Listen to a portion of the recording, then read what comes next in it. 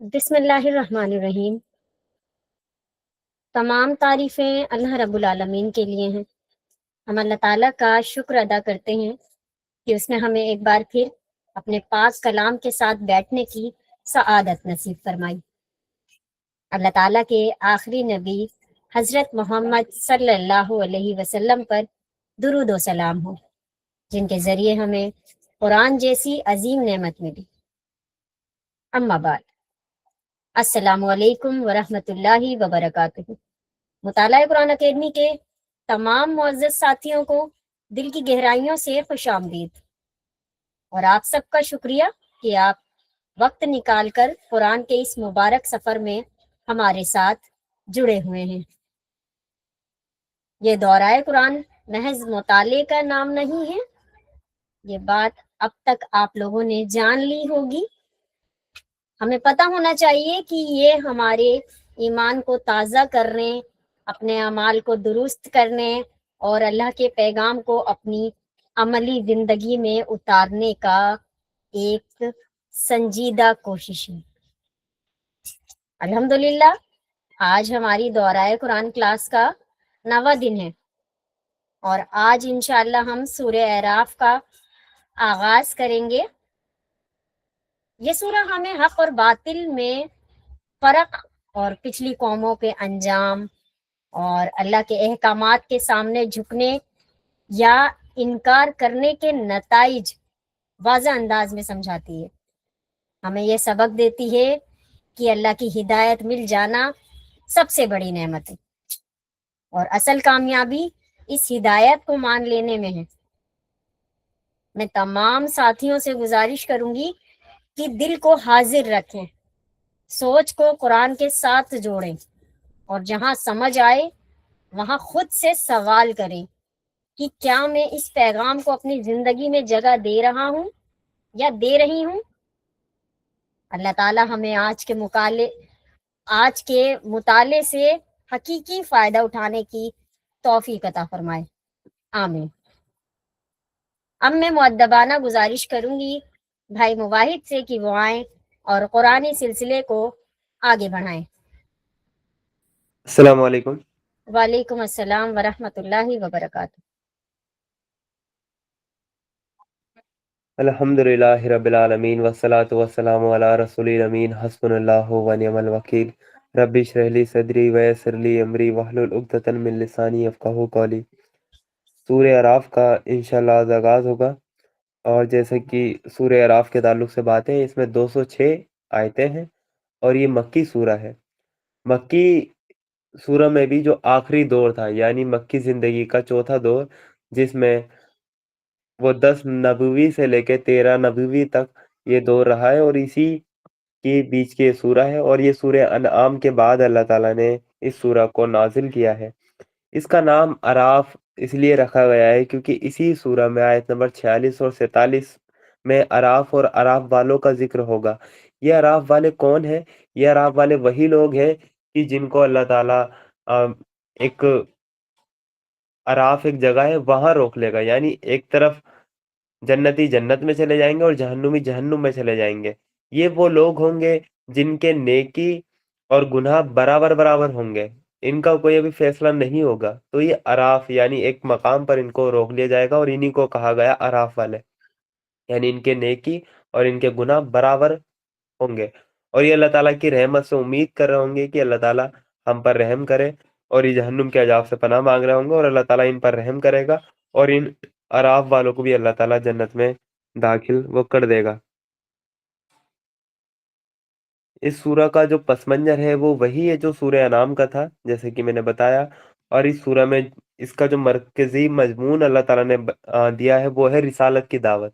اس میں لوگوں کو ابھارا گیا ہے کہ رسالت یعنی اللہ کے رسول صلی اللہ علیہ وسلم کی دعوت پر وہ ایمان لے کر آئے، اور اس سورہ میں انذار یعنی جو چیتابنی اور ڈرانے کا جو رنگ ہے نا وہ ہمیں تھوڑا ابھرا ہوا ملتا ہے، اور اس سورہ کے آخر میں اللہ تعالیٰ نے اللہ کے رسول صلی اللہ علیہ وسلم کو اور صحابہ کرام کو وہ تبلیغ کے بارے میں بھی اہم ہدایتیں اللہ تعالیٰ نے دی ہیں کہ آپ کو کن کن باتوں کا خیال رکھنا ہے اور ख़ास طور पर उनको वो नसीहत की है कि अगर जो ये मुखालिफिन हैं, अगर ये तुमको अगर भड़काते हैं, तो इनके मुकाबले में तुम्हें क्या रवैया इख्तियार करना है, वो अल्लाह ताला इस सूरह के आखिर में हमें हिदायतें देते हैं। तो स्टार्ट करते हैं इस सूरह को। औज़ु बिल्लाहि मिनश शैतानिर रजीम, बिस्मिल्लाहिर रहमानिर रहीम। सूरह अराफ आयत नंबर 1। अलिफ लाम मीम साद। ये हुरूफ मुक़त्तात है और इसका मीनिंग सिर्फ अल्लाह ताला और उसके नबी मोहम्मद रसूलुल्लाह सल्लल्लाहु अलैहि वसल्लम के अलावा दुनिया में कोई नहीं जानता। आयत नंबर 2 में अल्लाह ताला ने कहा, ये एक किताब है जो तुम्हारी तरफ उतारी गई है, इसलिए नबी तुम्हारे दिल में इससे कोई झिझक न हो। इसके उतारने का मकसद ये है कि तुम इसके जरिए से इनकारियों को डराओ और ईमान वो लाने वाले लोगों की याद दहानी हो। यानी इस किताब का उतारे जाने का अल्लाह ताला ने जो मकसद बताया वो ये है कि जो इनकार करने वाले हैं उनको डराया जाए, और जो ईमान लाने वाले हैं उनको उनके लिए ये याद दहानी हो। ये किताब एक रिमाइंडर है उनके लिए। फिर अल्लाह ताला ने कहा, लोगों, जो कुछ तुम्हारे रब की तरफ से तुम पर उतारा गया है उसकी पैरवी करो और अपने रब को छोड़कर दूसरे सरपरस्तों की पैरवी ना करो, मगर तुम नसीहत वो कम ही मानते हो।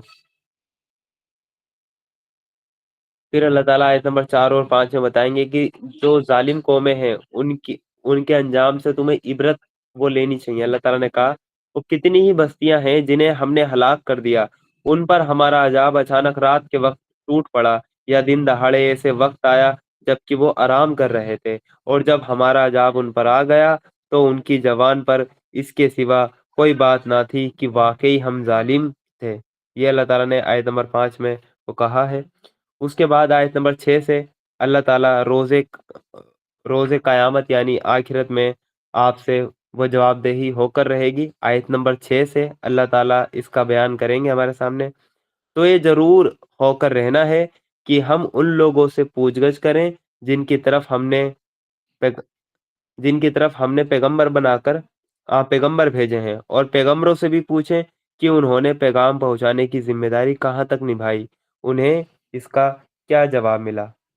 फिर हम खुद पूरे इल्म के साथ सारी दास्तान उनके आगे पेश कर देंगे, आखिर हम कहीं गायब तो नहीं थे। और वजन उस दिन बिल्कुल हक होगा, जिनके पल्ले भारी होंगे वही कामयाबी पाएंगे। यानी मीज़ान रखा जाएगा, जिनके पल्ले भारी होंगे नेकियों के वही उस दिन तो कामयाबी पाएंगे। फिर अल्लाह ताला ने कहा, और जिनके पल्ले हल्के होंगे वही अपने आप को घाटे में डालने वाले होंगे, क्योंकि वो हमारी आयतों के साथ जालिमाना बर्ताव करते रहे हैं। हमने हमने तुम्हें जमीन में इख्तियार के साथ बसाया और तुम्हारे लिए यहाँ जिंदगी का सामान जुटाया, मगर तुम लोग कम ही शुक्रगुजार होते हो।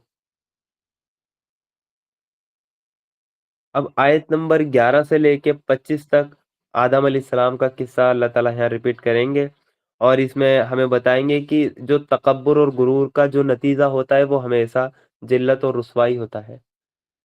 तो तुम भी तकब्बुर और गुरूर ना करो और मोहम्मद सल्लल्लाहु अलैहि वसल्लम की दावत पर आप ईमान लेकर आए, ये अल्लाह ताला इसमें समझाएंगे। और आदम अलैहिस्सलाम का किस्सा यहाँ से फिर स्टार्ट होता है। अल्लाह ताला ने कहा, हमने तुम्हारी पैदाइश की शुरुआत की, फिर तुम्हारी सूरत बनाई, फिर फरिश्तों से कहा कि आदम को सजदा करो। इस हुक्म पर सबने सजदा किया, मगर इबलीस सजदा करने वालों में शामिल ना हुआ। पूछा, वो तुझे किस चीज ने सजदा करने से रोका जबकि मैंने तुझको हुक्म दिया था। बोला, मैं उससे बेहतर हूँ, तूने मुझे आग से पैदा किया और उसे मिट्टी से। यानी आर्ग्यूमेंट करने लगा अल्लाह ताला से इबलीस कि मैं बेहतर हूँ उससे, मुझे तूने आग से पैदा किया और उसे मिट्टी से। फिर अल्लाह ताला ने फरमाया, अच्छा, तू यहाँ से नीचे उतर, और तुझे हक नहीं है कि यहाँ बड़ाई का घमंड करे। निकल जा, हकीकत में तू उन लोगों में से है जो खुद अपनी रुसवाई चाहते हैं। बोला, मुझे उस दिन तक मोहलत दे जबकि ये सब दोबारा उठाए जाएंगे। अल्लाह ताला से उसने मोहलत मांगी, और अल्लाह ताला ने फरमाया कि तुझे मोहलत है। बोला, अच्छा, तो जिस तरह तूने मुझे गुमराही में डाला है, मैं भी अब तेरे मैं भी अब तेरी सीधी राह पर इंसानों की घात में लगा रहूंगा। यानी वो अल्लाह ताला से ही बोला आयत नंबर 16 में कि जिस तरह तूने मुझे गुमराही में डाला है, یعنی وہ اللہ تعالیٰ پہ یہ الزام لگا رہا ہے کہ تو نے مجھے گمراہ کیا ہے، کہ تو نے مجھ سے ایک کمتر چیز بنا کے اور مجھے سجدہ کرنے کا حکم دیا، اس کی وجہ سے میں گمراہ ہوا، میں نے سجدہ نہیں کیا، تیری نافرمانی ہوئی۔ تو وہ چیلنج دے کے آیا اللہ تعالیٰ سے کہ مجھے قیامت تک کے لیے مہلت دے دے، میں ایک ایک انسان کو جو ہے نا بھٹکا کر رہوں گا، میں اپنے اپنے دعوے کو میں سچ وہ ثابت کر کے رہوں گا۔ تبھی اس شیطان نے کہا تھا کہ میں اب تیری سیدھی راہ پر انسانوں کی گھات میں لگا رہا، مطلب کہ لگا رہوں گا۔ گھات میں کیسے لگتے ہیں کہ جیسے پہلے وہ جنگلوں میں اگر آپ کو پتا ہے کہ یہاں سے ایک قافلہ جائے گا تو جھاڑیوں کے پیچھے لوگ چھپ جایا کرتے تھے اور گھات لگا کے حملہ ہوا کرتا تھا، یعنی اچانک سے حملہ۔ تو ایسے ہی شیطان نے کہا میں تیرے بندوں کے سیدھے راستے پہ گھات لگاؤں گا، ان کے سیدھے راستے پہ حملہ کروں گا، ان سے میں ایمان چھینوں گا۔ پھر اللہ تعالیٰ نے آیت نمبر 17 میں کہا آگے اور پیچھے، دائیں اور بائیں، یہ شیطان کی بات چل رہی ہے یہاں پر، آگے اور پیچھے، دائیں اور بائیں، ہر طرف سے ان کو گھیروں گا اور تو ان میں سے زیادہ تر لوگوں کو شکر گزار نہ پائے گا۔ فرمایا نکل جا یہاں سے رسوا کیا ہوا اور ٹھکرایا ہوا، یقین رکھ کہ ان میں سے جو تیری پیروی کریں گے وہ تجھ سمیت ان سب کو جہنم سے بھر دوں گا، یعنی تو انہیں بہکائے گا تو جو تیری پیروی کریں گے سن لے، ان کو بھی اور تجھ کو بھی جہنم سے بھر دوں گا۔ پھر آیت نمبر 19 میں کہا اور اے آدم تو اور تیری بیوی دونوں اس جنت میں رہو جہاں جس چیز کو تمہارا جی چاہے کھاؤ، مگر اس پیڑ کے پاس نہ پھٹک، مگر اس پیڑ کے پاس نہ پھٹکنا ورنہ ظالموں میں سے ہو جاؤ گے۔ پھر شیطان نے ان کو بہکایا تاکہ ان کی شرمگاہیں جو ایک دوسرے سے چھپائی گئی تھی ان کے سامنے کھول دے۔ اس نے ان سے کہا تمہارے رب نے وہ تمہیں جو اس پیڑ سے روکا ہے اس کی وجہ اس کے سوا کچھ نہیں ہے کہ کہیں تم فرشتے نہ بن جاؤ یا تمہیں ہمیشہ کی زندگی حاصل نہ ہو جائے، یعنی یہ وسوسہ شیطان نے دونوں کے ڈالا، آدم علیہ السلام کے اور ماں ہوا کے۔ اللہ تعالیٰ نے اس لیے تمہیں اس پیڑ سے روکا ہے تاکہ تم فرشتہ نہ بن جاؤ یا تمہیں ہمیشہ کی زندگی نہ مل جائے۔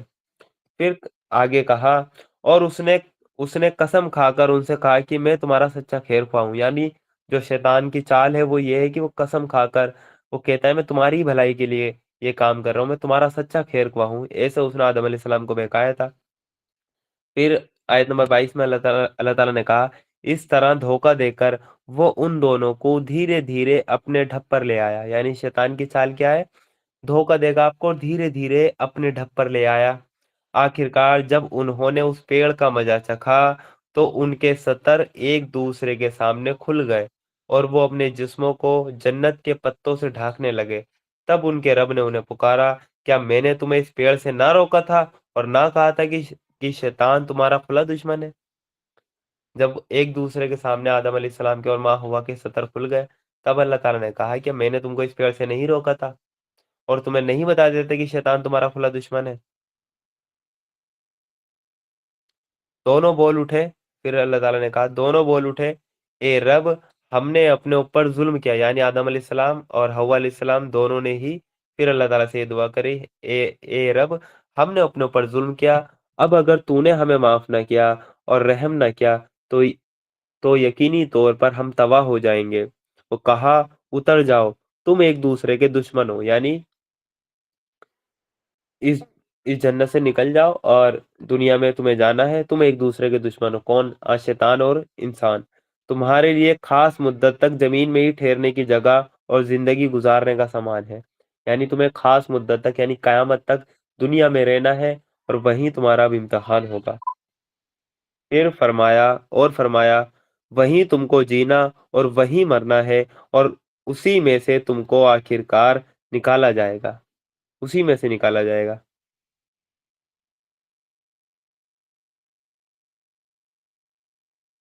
آیت نمبر 26 اور 27 میں اللہ تعالی ہمیں بتائیں گے لباس کے بارے میں کہ لباس میں تقوی آپ کو اختیار کرنا ہے۔ اے آدم کی اولاد میں نے تم پر لباس اتارا کہ تمہارے جسم کے وہ قابل شرم حصوں کو ڈھانکے اور تمہارے لیے جسم کی حفاظت اور زینت کا ذریعہ بھی ہو، اور بہترین لباس تقوی کا لباس ہے۔ یہ اللہ کی نشانیوں میں سے ایک نشانی ہے، شاید کہ لوگ اس سے سبق لیں، یعنی یہ جو لباس ہے یہ اللہ تعالیٰ کی نشانیوں میں سے ایک निशानी है। लिबास का मकसद अल्लाह ताला ने यहाँ बता दिया कि तुम्हारे जो काबिल शर्म हिस्से हैं, यानी तुम्हारी शर्मगाहें हैं, इनको ढाकना और तुम्हारे जिस्म की हिफाजत करना और जीनत का जरिया हो, यानी खूबसूरती के लिए भी इंसान लिबास पहनता है। तो ये लिबास का मकसद है। इसलिए हम जब भी लिबास पहने तो हमें इस मकसद को हमें ध्यान रखना चाहिए, ताकि हमारा सतर पूरा प्रॉपर तरीके से उस लिबास से ढके और उससे हमारे जिस्म की भी हिफाजत हो और वो जीनत का भी जरिया हो। ऐसे ही लिबास हमें वो खरीदने चाहिए। जैसे कि ईद हमारे नज़दीक है तो हमें ऐसे लिबास खरीदने चाहिए। और इसके बाद अल्लाह ताला ने बता दिया, बेहतरीन लिबास तो तकवा का लिबास है। वो तो तुम खुद हो लिबास है। आपके अंदर तकवा होना चाहिए। और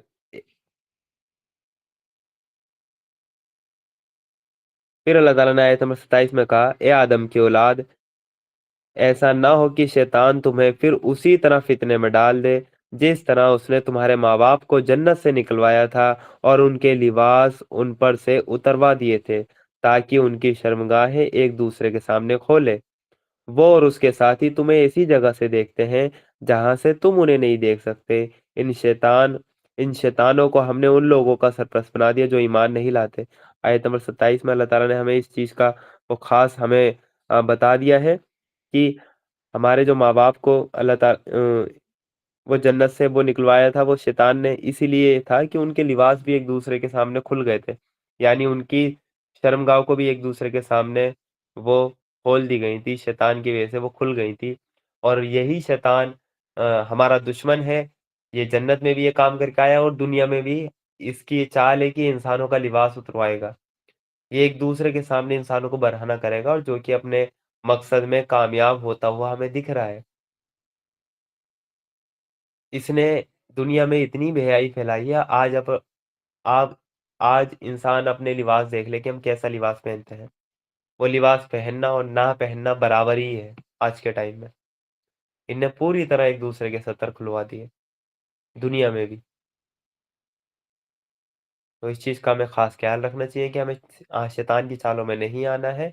और ये इंसान की फितरत में है कि वो लिबास पहने। ये इंसान की फितरत में है। या किसी और दूसरे जानदार को आपने देखा है कि वो लिबास पहनता है? आप बताएं कि कौवा, क्या देखा उसको वो टाई वाई लगा के वो बेचारा उड़ने जा रहा है? या घोड़ा है या कोई दूसरे जो जानवर है, हाथी है, किसी को देखा है लिबास पहने हुए? सिर्फ इंसान की अल्लाह ताला ने फितरत में चीज रखी है कि वो लिबास वो पहनता है। और चाहे कोई कितना ही बेहया हो वो भी लिबास पहनता है। हाँ, ये है कि लिबास उसका कम या ज्यादा वो शैतान ने करा दिया, लेकिन पहनता जरूर है। चाहे कितनी भी वो अडल्ट मूवी भी अगर बनाने वाला है, लेकिन वो भी लिबास पहनता है, भले ही वो कम पहने, लेकिन पहनते सब है। कोई भी बरहना घूमना इंसानों में अच्छा नहीं समझता। बिना लिबास के कि अगर कोई घूमेगा तो उसे कोई भी इंसान अच्छा नहीं समझेगा। तो लिबास पहनना तो इंसान की फितरत में है। लेकिन शैतान ने क्या करा, लिबास तो इंसान से नहीं वो उतरवा पाया। उसकी जो वो जो मिकदार है ना, वो कम कर दी। फिर अल्लाह ताला ने आयत नंबर 28 में कहा, ये लोग जब कोई शर्मनाक काम करते हैं तो कहते हैं, हमने अपने बाप दादा को इसी तरीके पर पाया है और अल्लाह ही ने हमें ऐसा करने का हुक्म दिया है। इनसे कहो, अल्लाह बेशर्मी का हुक्म वो कभी नहीं दिया करता। क्या तुम अल्लाह का नाम लेकर वो बातें कहते हो जिनके बारे में तुम्हें जानकारी नहीं है कि वो अल्लाह की तरफ से है? मुशरिकीन मक्का भी बरहना होकर वो काबे का तवाफ किया करते थे और कहते थे कि भाई ये क्या करते हो, अल्लाह ताला ने तो लिबास उतारा है, ये तुम्हारा शतर है, इनको ढाको। वो कहते थे हमने तो अपने बाप दादा को इसी तरीके पे पाया है, अल्लाह ताला के घर से हम ऐसे ही आए हैं तो ऐसे ही तवाफ करेंगे। यही अल्लाह ताला ने बता दिया कि अल्लाह ताला बेहाई और बेशर्मी के काम का वो कभी हुक्म नहीं देता। फिर आयत नंबर 29 में अल्लाह ताला ने कहा, ए नबी सल्लल्लाहु अलैहि वसल्लम, इनसे कहो, और इंसाफ के साथ मेरे रब ने तो सच्चाई और इंसाफ का हुक्म दिया है। और उसका हुक्म तो ये है कि हर इबादत हर इबादत में अपना रुख ठीक रखो और उसी को पुकारो, दीन को उसके लिए खालिस रखकर। जिस तरह उसने तुम्हें अब पैदा किया है, उसी उसी तरह तुम फिर पैदा किए जाओगे। एक गिरोह को तो उसने सीधा रास्ता दिखा दिया है, मगर दूसरे गिरोह पर गुमराही चिपक कर रह गई। क्योंकि उन्होंने अल्लाह के बजाय शैतान को अपना सरपरस्त बना लिया और वो समझ रहे हैं कि हम सीधे रास्ते पर हैं।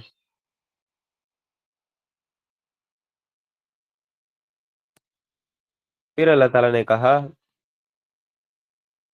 आयत नंबर 31 से अल्लाह ताला हमें बताएंगे कि रहबानियत इस्लाम में नहीं है। रहबानियत की इस्लाम ने नफ़ी की है। रहबानियत क्या होती है? सन्यासी, जिसको हिंदुइज्म में बोलते हैं ब्रह्मचारी, या दुनिया छोड़कर जंगलों में चले गए और तपस्या कर रहे हैं, तो ये रहबानियत इस्लाम में नहीं है। इसी चीज़ की ममानियत आयत नंबर 31 से आएगी। ए आदम की औलाद, हर इबादत के मौके पर अपनी जीनत से आरास्ता रहो और खाओ पियो और हद से आगे ना बढ़ो। अल्लाह हद से आगे बढ़ने वालों को पसंद नहीं करता। आयत नंबर 31 में अल्लाह ताला ने इबादत के मौके पे जीनत को इख्तियार करने का भी हमें हुक्म दिया है। यानी अल्लाह ताला के हुजूर जब बंदा खड़ा हो तो वो जीनत इख्तियार करे, बेहतरीन सज सवर कर वो खड़ा हो।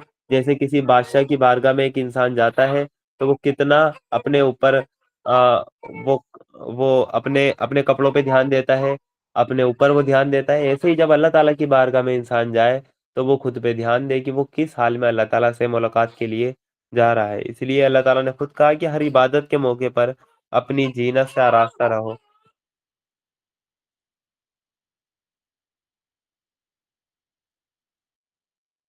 ए नबी सल्लल्लाहु अलैहि वसल्लम, इनसे कहो, वो किसने अल्लाह की उस जीनत को हराम कर दिया जिसे अल्लाह ने अपने बंदों के लिए निकाला था, और किसने अल्लाह की दी हुई पाक चीजें हराम ठहरा दी। और कहो, ये सारी चीजें दुनिया की जिंदगी में भी ईमान वालों के लिए हैं और कयामत के दिन तो खास तौर से उन्हीं के लिए होंगी। इस तरह हम अपनी बातें साफ साफ बयान करते हैं उन लोगों के लिए जो इल्म रखते हैं। ए नबी सल्लल्लाहु अलैहि वसल्लम, इनसे कहो कि मेरे रब ने जो चीज़ें हराम की हैं वो तो ये हैं कि बेशर्मी के काम, चाहे खुले हो या छिपे, और गुनाह और हक के खिलाफ जुल्म और ज्यादती, और ये कि अल्लाह के साथ तुम किसी को शरीक करो जिसके लिए उसने कोई दलील नहीं उतारी, और ये कि अल्लाह के नाम पर कोई ऐसी बात कहो जिसके बारे में तुम्हें इल्म ना हो कि वो हकीकत में उसी ने कही थी। ये है असल में हराम चीज़ें। आयत नंबर 34 में अल्लाह ताला बताएंगे कि हर कौम पर जवाल जरूर आएगा। अल्लाह ताला ने कहा, हर कौम के लिए मोहलत की एक मुद्दत मुकर्रर है। फिर जब किसी कौम की मुद्दत आन पूरी होती है तो एक एक घड़ी भर भी आगे पीछे नहीं होती। यानी हर कौम का एक वक्त तयशुदा है अल्लाह ताला की वो कैलकुलेशन में। फिर आयत नंबर 35 में हमें बता दिया कि वो कामयाबी और नाकामी के जो रास्ते हैं वो क्या क्या हैं। और ये बात अल्लाह ने पैदाइश के शुरू ही में साफ कह दी थी कि आदम की औलाद, आयत नंबर 35, या आदम की औलाद, याद रखो, अगर तुम्हारे पास खुद तुम्ही में से ऐसे रसूल आए जो तुम्हें मेरी आयतें सुना रहे हों, तो जो कोई नाफरमानी से बचेगा और अपने रवैये का सुधार कर लेगा, उसके लिए किसी डर और रंज का मौका नहीं। और जो लोग हमारी आयतों को झुटलाएंगे और उनके मुकाबले में सरकशी अपनाएंगे, वही दोजख वाले होंगे जहां वो हमेशा रहेंगे। यानी कामयाबी और नाकामी का मेयार जो है वो ये है कि जब भी अल्लाह के रसूल दुनिया में आएंगे तो जो उनकी दावत को मानेगा वो कामयाब है, और जो उनको झुटलाएंगे वही लोग नाकामयाब हैं।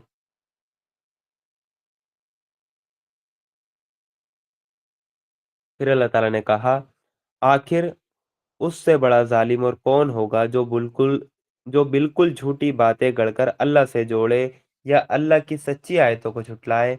ऐसे लोग अपने नसीब के लिखे के मुताबिक अपना हिस्सा पाते रहेंगे, यहाँ तक कि वो घड़ी आ जाएगी जब हमारे भेजे हुए फरिश्ते उनकी रूहें निकालने के लिए पहुंचेंगे। उस वक्त वो उनसे पूछेंगे कि बताओ, अब कहाँ हैं तुम्हारे वो माबूद जिनको तुम अल्लाह के बजाय पुकारते थे? वो कहेंगे कि सब हमसे गुम हो गए, और वो खुद अपने खिलाफ गवाही देंगे कि हम हकीकत में हक के इनकारी थे।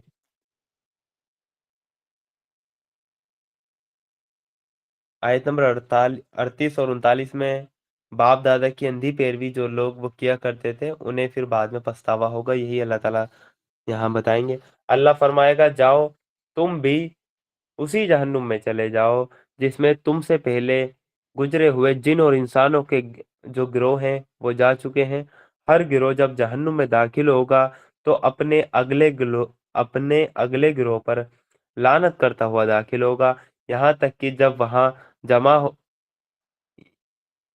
यहाँ तक कि जब वहां वो जमा हो जाएंगे तो हर बाद वाला गिरोह पहले गिरोह के बारे में कहेगा कि ये रब, ये लोग थे जिन्होंने हमें गुमराह किया, इसलिए इन्हें आग का दोहरा अजाब दे। जवाब में कहा जाएगा, हर एक के लिए दोहरा ही अजाब है मगर तुम जानते नहीं हो। यानी हर गिरोह अपने से पहले वाले गिरोह के बारे में कहेगा, अल्लाह ताला हम इनकी वजह से गुमराह हुए, ये थे हमारे बाप दादा, ये थे हमारे बड़े, इनको दोहरा अजाब दे। तो अल्लाह ताला कहेगा हर किसी के लिए दोहरा अजाब है, बेफिक्र रहो। तो तुम्हें भी तो अक्ल दी थी, तुम क्यों पैरवी कर रहे थे अपने बाप दादा की? तो अल्लाह ताला कहेंगे बेफिक्र रहो, हर किसी के लिए दोहरा अजाब है मगर तुम जानते नहीं हो। फिर अल्लाह ताला ने आयत नंबर 39 में कहा, और पहला गिरोह दूसरे से कहेगा, अगर हम इल्जाम के काबिल थे तो तुम्ही को हम पर कौन सी बड़ाई हासिल है, अब अपनी कमाई के नतीजे में अजाब का मजा चखो। यानी वो ही मतलब बाप दादा का गिरोह कह देगा भाई, वही कह देगा कि भाई कि हमें तुम पे कौन सी बड़ाई हासिल थी, हमने कौन सा तुम्हें जबरदस्ती चलवा दिया था अपने रास्ते पे, तुमने खुद ही पैरवी की थी, तो अब अजाब का मजा चखो बराबर हमारे। आयत नंबर 40 से अल्लाह ताला बताएंगे कि जो सरकश लोग हैं वो कभी भी जन्नत में दाखिल नहीं हो सकेंगे। यकीन जानो, जिन लोगों ने हमारी आयतों को झुटलाया और उनके मुकाबले में सरकशी की, उनके लिए आसमान के दरवाजे हरगिज न खोले जाएंगे। उनका जन्नत में जाना उतना ही नामुमकिन है जितना सुई के नाके में ऊंट का गुजरना। मुजरिमों को हमारे यहाँ ऐसा बदला मिला करता है, उनके लिए तो जहन्नुम का बिछोना होगा और जहन्नुम ही का ओढ़ना। ये है बदला जो हम जालिमों को दिया करते हैं।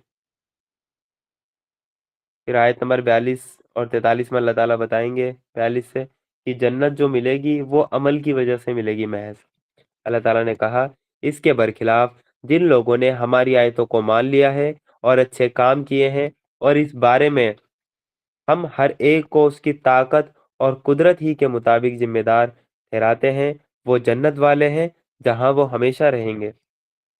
उनके दिलों में एक दूसरे के खिलाफ जो कुछ वो कुदरत होगी उसे हम निकाल देंगे। यानी जन्नत में दाखिल होने से पहले हो सकता है कि जन्नतियों के दरमियान दुनिया में कोई उनके दिलों में बेर पड़ी हुई थी, एक नदी आएगी, उस नदी में जैसे ही वो गुस्ल लेंगे तो जो जन्नती हैं उनके सारी जो दिल है ना वो पाक हो जाएंगे एक दूसरे के लिए। एक दूसरे के लिए अगर दुनिया में हसद जलन वगैरह होगी तो जन्नत में ऐसा नहीं होगा, बिल्कुल पाक साफ होकर जन्नत में दाखिला सबको मिलेगा। दुनिया में होते हैं कि मैं उस भाई को देखना भी पसंद नहीं करूंगा, मैं उस बहन से बोलूंगा भी नहीं, और ऐसा है वैसा है, और वो अगर जन्नत में जाएंगे तो वहां ऐसा नहीं होगा। अल्लाह ताला जन्नत में दाखिले से ही पहले इन सब के जो मैटर होंगे उसको सॉर्ट आउट कराकर ही जन्नत में दाखिला देगा। तो उनके दिलों में एक दूसरे के खिलाफ जो कुछ कुदरत होगी उसे हम निकाल देंगे। उनके नीचे नहरें बहती होंगी और वो कहेंगे कि तारीफ अल्लाह ही के लिए है जिसने हमें ये रास्ता दिखाया, हम खुद राह ना पा सकते थे अगर अल्लाह हमारी रहनुमाई ना करता। हमारे रब हमारे रब के भेजे हुए रसूल हकीकत में हक ही लेकर आए थे। उस वक्त आवाज आएगी उस वक्त आवाज आएगी कि जन्नत जिसके वारिस तुम बनाए गए हो, तुम्हें उन कामों के बदले में मिली है जो तुम करते रहे थे। यानी जन्नत जो मिली है तुम्हारे अमल की वजह से मिली है। आयत नंबर 44 से अब अहले जन्नत की अहले जहन्नुमियों से वो गुफ्तगू मतलब यहाँ पर आएगी। फिर ये जन्नत के लोग दोजख वालों से पुकार कर कहेंगे, हमने उन सारे वादों को ठीक पा लिया जो हमारे रब ने हमसे किए थे। यानी जन्नत वाले कहेंगे हमने तो ठीक पा लिया, क्या तुमने भी उन वादों को ठीक पाया जो तुम्हारे रब ने किए थे? वो ज, वो जवाब में कहेंगे हाँ। तब एक पुकारने वाला उनके बीच पुकारेगा कि अल्लाह की लानत उन जालिमों पर जो अल्लाह के रास्ते से लोगों को रोकते और उसे टेढ़ा करना चाहते थे और आखिरत का इनकार करने वाले थे। इन दो आयतों में आयत नंबर 44 और 45 में हमें एक बात और पता चलती है कि जन्नत वाले जन्नत में दाखिल हो गए, जहन्नुम वाले जहन्नुम में दाखिल हो गए। और अल्लाह ताला का निज़ाम ये वहां पर ऐसा रहेगा कि जन्नत वाले अपनी जन्नत से डायरेक्ट जहन्नुम वालों से हम कलाम हो जाएंगे, वो जहन्नुम में जाएंगे नहीं, हम कलाम हो जाएंगे। जैसे वीडियो कॉन्फ्रेंस के जरिए आज हम जुड़ जाते हैं, तो ये जो है ये टेक्नोलॉजी हमें जन्नत में भी बड़ी एडवांस हमें टेक्नोलॉजी मिलने वाली है। اللہ ताला की तरफ से वो क्या होगी, उसकी क्या कैफियत है, वो वल्लाहु आलम, अल्लाह ताला बेहतर जानता है। लेकिन ये देखें कि एक शख्स जन्नत में ही बैठा बैठा जहन्नुम वाले से बात कर लेगा, जहन्नुम वाला जन्नत वाले से वो दोनों हम कलाम हो जाएंगे, और दोनों अपनी अपनी जगह है, एक नेमतों में है और एक की जहन्नुम में है। अब आयत नंबर 46 से अराफ अराफ जो वाले हैं उनका जिक्र होगा। यानी अभी तक क्या था, जहन्नुमियों का जिक्र था, जन्नतियों का जिक्र आया, फिर जन्नतियों और जहन्नुमी की आपस में बात आई। अब जो जिक्र आएगा वो अराफ वालों का आएगा। आयत नंबर 46, उन दोनों गिरोह के बीच एक ओट हाइल होगी। यानी दो गिरोह कौन से, जन्नती और जहन्नुमी, जो जहन्नुमी है उनके बीच एक ओट हाइल होगी, जिसकी बुलंदियों अराफ पर वो कुछ और लोग होंगे। ये हर एक को उसकी अलामतों से पहचान लेंगे, यानी जन्नती को भी और जहन्नुमी को भी उसकी अलामतों से पहचान लेंगे, और जन्नत वालों से पुकार कर कहेंगे कि सलामती हो तुम पर। ये कोई ऐसा नहीं है कि दीवार पे खड़े हो और इधर को पुकार के कह दिया। ये बड़ी खतरनाक टेक्नोलॉजी अल्लाह ताला देगा कि वो ऐसी बुलंदी पर है कि वहां से जन्नतियों को भी मतलब कहेंगे कि सलामती हो तुम पर। ये लोग जन्नत में दाखिल तो नहीं हुए हैं मगर उसके उम्मीदवार होंगे। ये लोग अभी इनका फैसला नहीं हुआ है, लेकिन जन्नत में दाखिल नहीं हुए, लेकिन उसके जाने के उम्मीदवार हैं, अभी इनका फैसला नहीं हुआ है।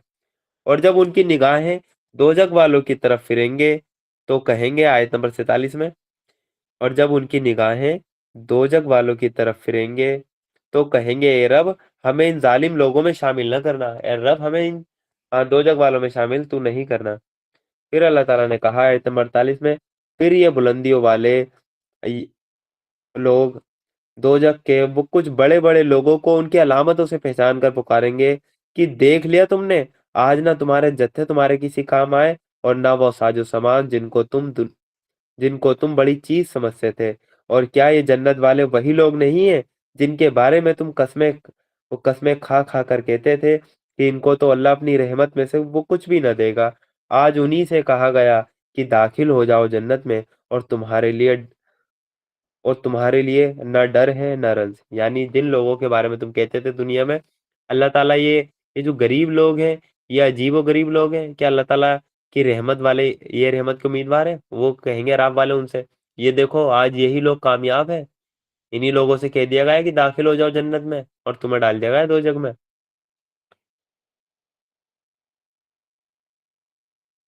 आयत नंबर 50 से, अभी अहले जन्नतियों ने वो जहन्नुमियों से गुफ्तगू की थी, अब जो जहन्नुमी है वो जन्नतियों से गुफ्तगू करेंगे। आयत नंबर 50 से आएगा, और दोजक के लोग जन्नत वालों को पुकारेंगे कि वो कुछ थोड़ा सा पानी हम पर डाल दो, यानी जन्नत का कुछ थोड़ा सा पानी हम पर डाल दो, या जो रोजी अल्लाह ने तुम्हें दी है उसी में से कुछ फेंक दो हमारी तरफ। वो जवाब देंगे कि अल्लाह ने ये दोनों चीजें हक के उन इनकारियों पर हराम कर दी हैं जिन्होंने अपने दीन को खेल और तमाशा बना लिया था, जिन्हें दुनिया की जिंदगी ने धोखे में डाल रखा था। अल्लाह फरमाएगा कि आज हम भी उन्हें उसी तरह भुला देंगे जिस तरह वो इस दिन की मुलाकात को भूले रहे और हमारी आयतों का इनकार करते रहे। अल्लाह ताला कह रहा है आज हम भी इन्हें अजाब में डाल के भूल जाएंगे, जिस तरह ये दुनिया में हमें भूल गए थे, हमारी आयतों का इन्होंने इनकार किया था। आज हम भी इन्हें जहन्नुम में डाल के इन्हें भुला देंगे जिस तरह इन्होंने हमसे मुलाकात को इन्होंने दुनिया में भुलाए रखा। फिर आयत नंबर 52 में कहा, हम इन लोगों के पास एक ऐसी किताब ला हम इन लोगों के पास एक ऐसी किताब ले आए हैं जिसे हमने इल्म की बुनियाद पर तफसीली बनाया है, और जो ईमान लाने वालों के लिए हिदायत और रहमत है। आयत नंबर 53 में अल्लाह ताला रोजे कयामत के दिन जो गाफिलीन की हसरत है उसके बारे में बताएंगे। अब क्या ये लोग इसके सिवा अब क्या ये लोग इसके सिवा किसी और बात के इंतजार में हैं कि वो अंजाम सामने आ जाए जिसकी ये किताब खबर दे रही है।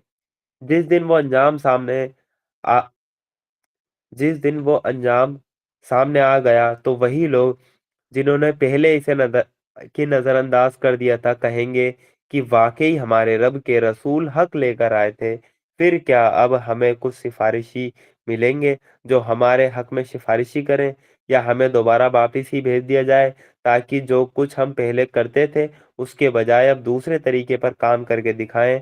उन्होंने अपने उन्होंने अपने आप को घाटे में डाल दिया और वो सारे झूठ जो उन्होंने गढ़ रखे थे आज उनसे गुम हो गए। यानी वो ये दुआ करेंगे कि हमें वापसी फिर दुनिया में भेज दिया जाए।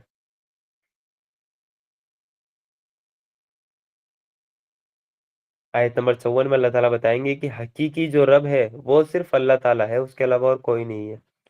हकीकत में तुम्हारा रब अल्लाह ही है, जिसने आसमानों और जमीनों को 6 दिनों में पैदा किया, फिर अपने तख्ते सल्तनत यानी राज सिंहासन पर जलवा फरमा हुआ, जो रात को दिन पर वो ढांक देता है और फिर दिन रात के पीछे दौड़ा चला जाता है, जिसने सूरज और चांद और तारे पैदा किए हैं, सब उसके हुक्म के पाबंद है।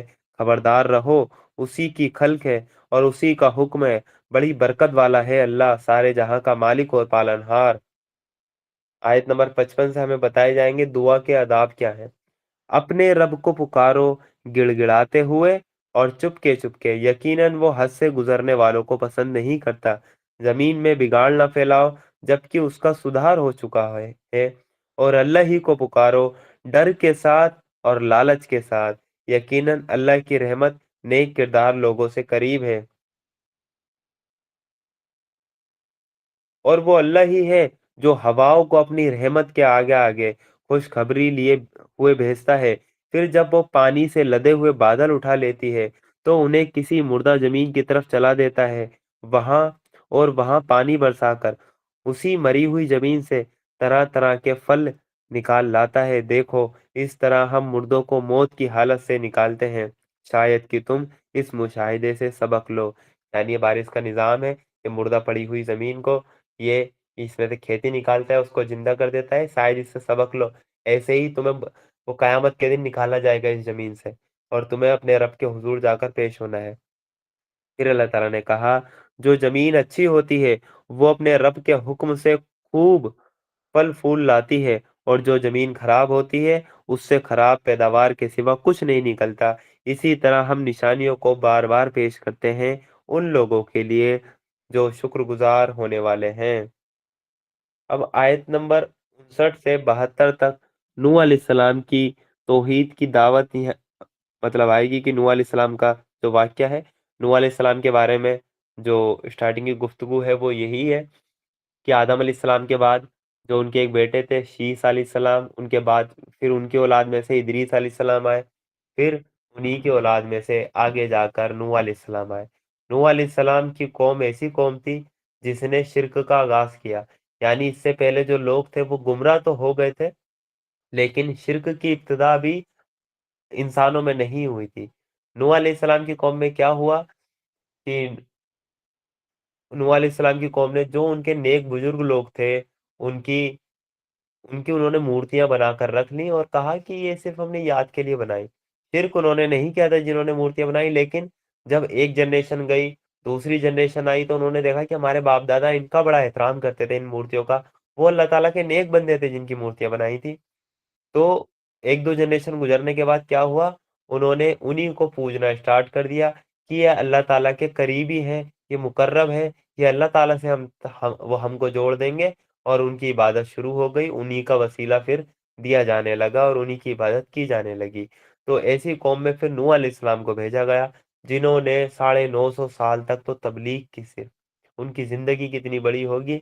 और फिर जब कौम ईमान नहीं लाई, चंद वो कुछ लोग उन पर ईमान लाए, यहाँ तक कि उनकी बीवी और उनका एक बेटा भी ईमान नहीं लाया, तो अल्लाह ताला ने नूह अलैहिस्सलाम को हुक्म दिया, आप नाव की एक कश्ती बनाएं और उसमें सारे जानदार को आप रख लें, क्योंकि जमीन में शिरक होने लगा था। तो फिर नूह अलैहिस्सलाम ने बड़ी सी कश्ती बनाई, उसमें हर जो जानवर का जोड़ा था वो अल्लाह ताला के हुक्म से खुद ही उस कश्ती के पास आ गया था और उसके अंदर बैठ गया था और ईमान वाले बैठ गए थे। फिर अल्लाह ताला की तरफ से कि पानी बरसा, और फिर पानी का अजाब इतना आया कि पूरी दुनिया पे जो था वो जितने भी इंसान थे वो सब के सब हलाक हो गए, सिर्फ जो उस कश्ती में थे वही बचे थे। और फिर नूह अलैहिस्सलाम ने फिर आगे जो वो ईमान वाले उनके साथ ईमान की दावत लेकर आए थे, उन्हीं से फिर आगे इंसानों की नस्ल चली। इसलिए ही नूह अलैहिस्सलाम को आदम सानी कहा जाता है, यानी कि दूसरा आदम। یعنی پہلی جو انسانوں کی نسل چلی وہ آدم علیہ السلام سے چلی، اور دوسری جو نسل چلی وہ نوح علیہ السلام سے چلی، یعنی پھر نوح علیہ السلام کی قوم سے چلی۔ تو یہی نوح علیہ السلام کا قصہ آیت نمبر 59 سے ہمیں 72 تک دیکھنے کو ہمیں ملے گا۔ اللہ تعالیٰ نے کہا ہم نے نوح کو اس کی قوم کی طرف بھیجا، اس نے کہا اے میری قوم کے بھائیو، اللہ کی بندگی کرو، اس کے سوا تمہارا کوئی خدا نہیں ہے، میں تمہارے حق میں ایک ہولناک دن کے عذاب سے ڈرتا ہوں۔ اس کی قوم کے سرداروں نے جواب دیا ہمیں یہ دکھائی دیتا ہے کہ تم کھلی گمراہی میں پڑے ہوئے ہو۔ نوح نے کہا اے میری قوم کے بھائیو، میں کسی گمراہی میں نہیں پڑا ہوں، بلکہ میں سارے جہاں کے رب کا رسول ہوں، تمہیں اپنے رب کا پیغام پہنچاتا ہوں، تمہارا خیر خواہ یعنی بھلا چاہنے والا ہوں، اور مجھے اللہ کی طرف سے وہ کچھ معلوم ہے جو تمہیں معلوم نہیں ہے۔ وہ کیا تمہیں اس بات پر تعجب ہوا ہے کہ تمہارے پاس خود تمہاری اپنی قوم کے ایک آدمی کے ذریعے سے تمہارے رب کی یاد دہانی آئی، تاکہ تمہیں خبردار کرے اور تم غلط رویے سے کہ باز وہ وہ غلط رویے سے بچ جاؤ اور تم پر رحم کیا جائے؟ مگر انہوں نے اس کو جھٹلا دیا، یعنی کہ نوح علیہ السلام کو جھٹلا دیا۔ آخر کار ہم نے اسے اور اس کے ساتھیوں کو ایک کشتی میں نجات دی اور ان لوگوں کو ڈبو دیا جنہوں نے ہماری آیتوں کو جھٹلایا تھا، یقیناً وہ اندھے لوگ تھے۔ آیت نمبر 65 سے ہود علیہ السلام کی اب توحید کی دعوت آئے گی کہ ہود علیہ السلام نے اپنی قوم کو کیسے توحید کی دعوت دی۔ اور عاد کی طرف ہم نے ان کے بھائی ہود کو بھیجا، اس نے کہا اے میری قوم کے بھائیو، اللہ کی بندگی کرو، اس کے سوا تمہارا کوئی خدا نہیں ہے، پھر کیا تم غلط روش سے نہیں بچو گے؟ اس کی قوم کے سرداروں نے جو اس کی بات ماننے سے انکار کر رہے تھے جواب میں کہا ہم تو تمہیں بے عقلی میں گرفتار سمجھتے ہیں اور ہمیں گمان ہے کہ تم جھوٹے ہو۔ اس نے کہا اے میری قوم کے بھائیو، میں بے عقلی میں پڑا ہوا نہیں ہوں، بلکہ میں سارے جہاں کے رب کا رسول ہوں، تم کو اپنے رب کے پیغام پہنچاتا ہوں اور تمہارا ایسا خیر خواہ ہوں جس پر بھروسہ کیا جا سکتا ہے۔ کیا تمہیں اس بات پر تعجب ہوا ہے کہ تمہارے پاس خود تمہاری اپنی قوم میں اپنی قوم کے ایک آدمی کے ذریعے سے تمہارے رب کی یاد دہانی آئی تاکہ وہ تمہیں خبردار کرے؟ بھول نہ جاؤ کہ تمہارے رب نے نوح کی قوم کے بعد تم کو اس کا جانشین بنایا، یعنی نوح کے بعد وہ وہ قوم عادل وہ قوم عاد کو ان کا جانشین بنایا تھا دنیا میں، ہود علیہ السلام کی قوم کو۔ بھول نہ جاؤ کہ تمہارے رب نے نوح کی قوم کے بعد تم کو اس کا جانشین بنایا اور تمہیں خوب ہٹا کٹا کیا۔ تو اللہ کی قدرت کے کرشموں کو یاد رکھو اور امید ہے کہ وہ کامیاب ہوگے۔ جب قوم عاد نے بھی جھٹلا دیا تو ان کا عبرتناک انجام کیا ہوا وہ اب آئے گا ہمارے سامنے۔ انہوں نے جواب دیا کیا تو ہمارے پاس اس لیے آیا ہے کہ اکیلے ہی اللہ کی عبادت کرے اور انہیں چھوڑ دے جن کی عبادت ہمارے باپ دادا کرتے آئے ہیں؟ اچھا تو لے آ وہ عذاب جس کی تو ہمیں دھمکی دیتا ہے اگر تو سچا ہے۔ اس نے کہا تمہارے رب کی فٹکار تم پر پڑ گئی۔ اس نے کہا تمہارے رب کی فٹکار تم پر پڑ گئی اور اس کا گجب ٹوٹ پڑا۔ کیا تم مجھ سے ان لوگوں کے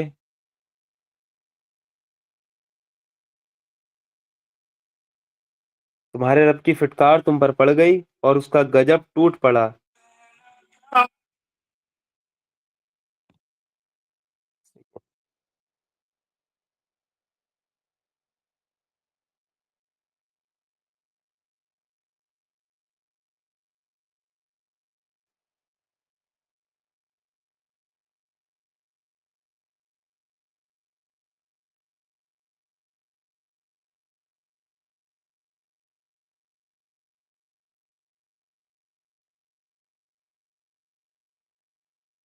آیت نمبر 71۔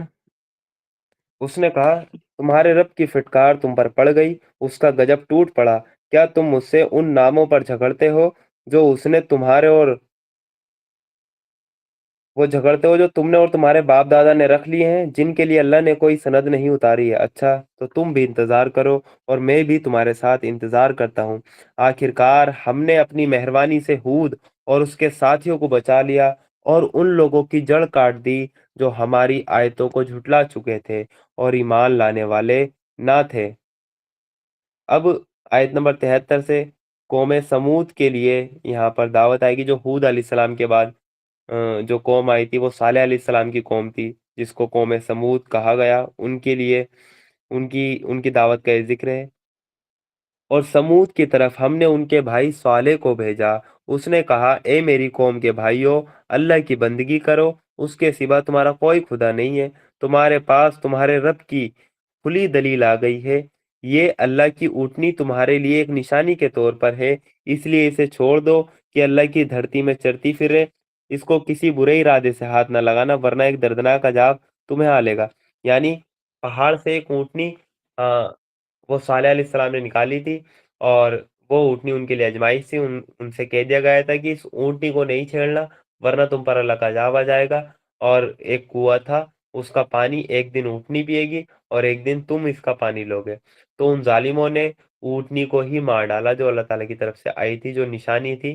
वो पहाड़ में से अल्लाह ताला ने वो निशानी दिखाई थी, वो ईमान नहीं लाए थे, और उन ज़ालिमों ने उस ऊँटनी को ही मार डाला और कहा कि अब आप वो अज़ाब ले आएँ जिसकी हमसे आप कह रहे थे। फिर आयत नंबर 74 में अल्लाह ताला ने कहा, याद करो वो वक्त जब अल्लाह ने आद की कौम के बाद तुम्हें उसका जानशीन बनाया, तुमको जमीन में ये दर्जा दिया कि आज तुम उसके हमवार मैदानों में आलीशान महल बनाते और उसके पहाड़ों को मकानों की शक्ल में काटते छाटते हो। तो उसकी कुदरत के करिश्मों से गाफिल ना हो जाओ और जमीन में बिगाड़ ना पैदा करो। उसकी कौम के सरदारों ने, जो बड़े बने हुए थे, वो कमजोर तबके के उन लोगों से जो ईमान ले आए थे, कहा, क्या तुम वाकई ये जानते हो कि साले अपने रब का पैगंबर है? उन्होंने जवाब दिया, बेशक जिस पैगाम के साथ वो भेजा गया है उसे हम मानते हैं।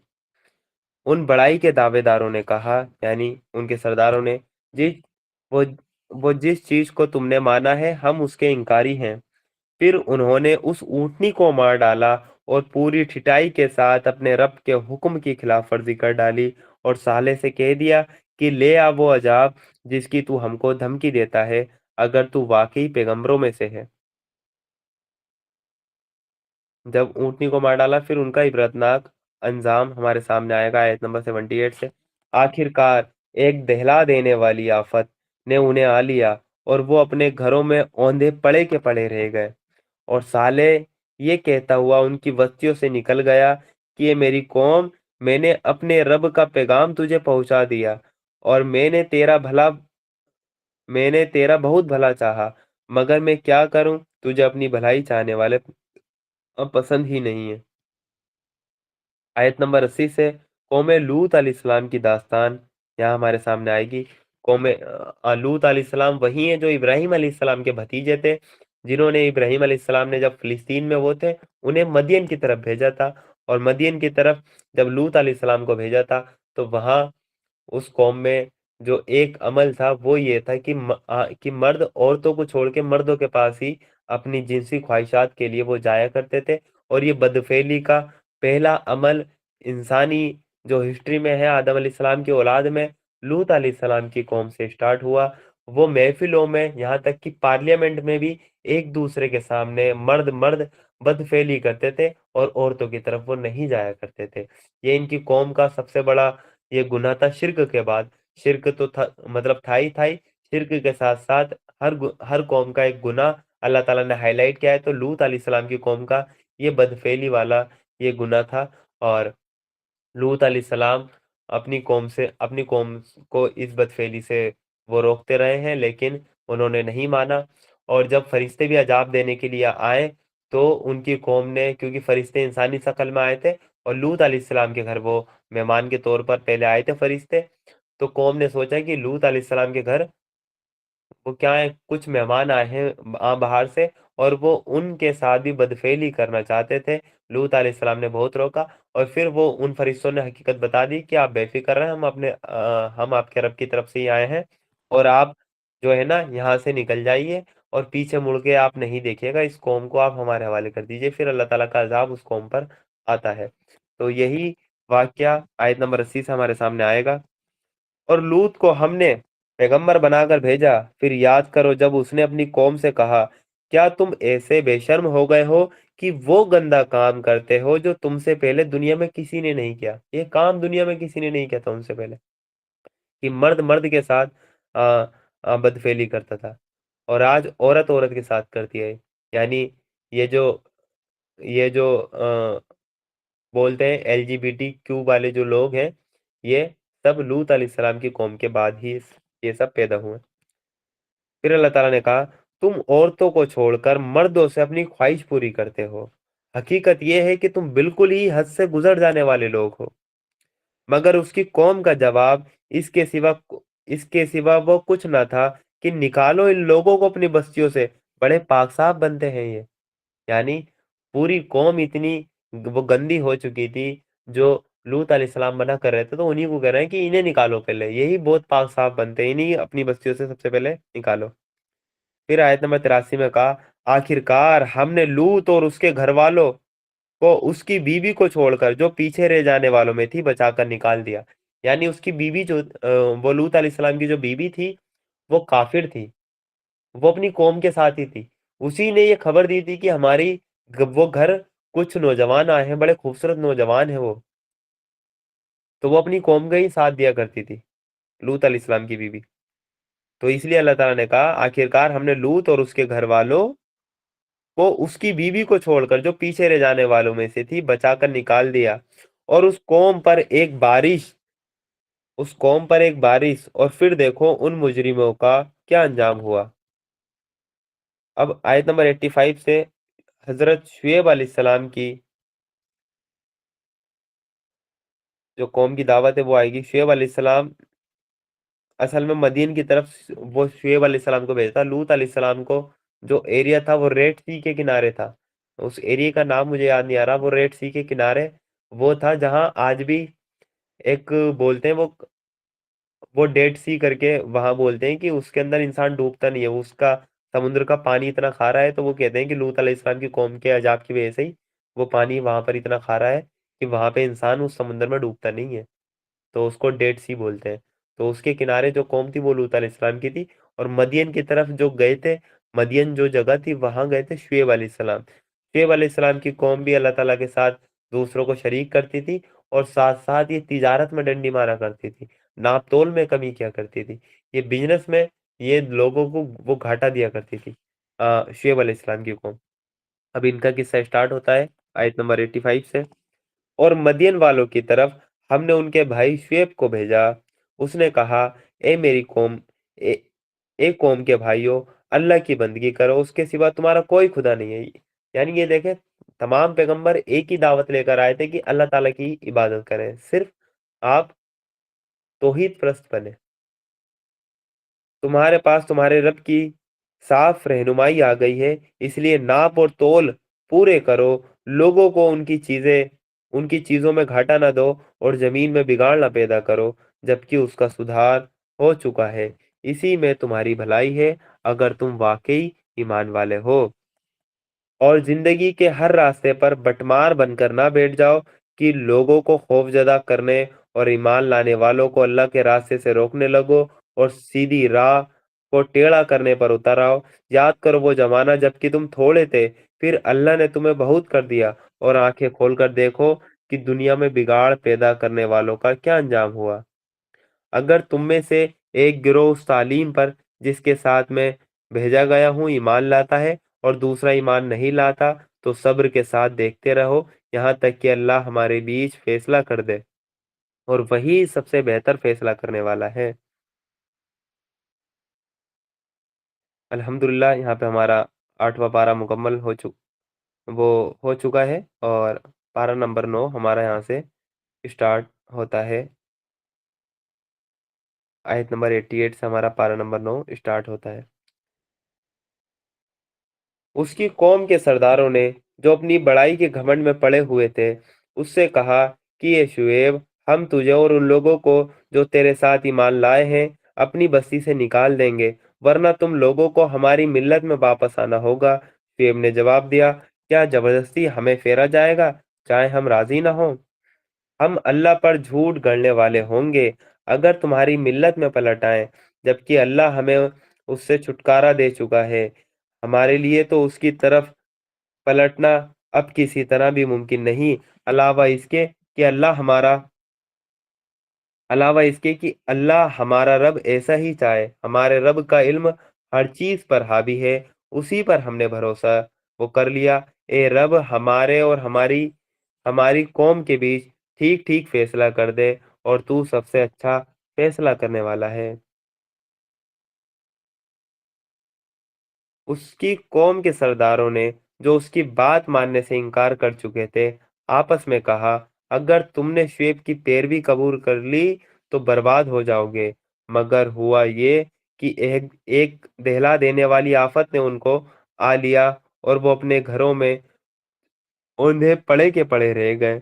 جن لوگوں نے شعیب کو جھٹلایا وہ ایسے مٹے کہ مانو وہ کبھی ان گھروں میں بسے ہی نہ تھے۔ شعیب کے جھٹلانے والے ہی آخرکار برباد ہو کر رہے، اور یہ کہہ کر ان کی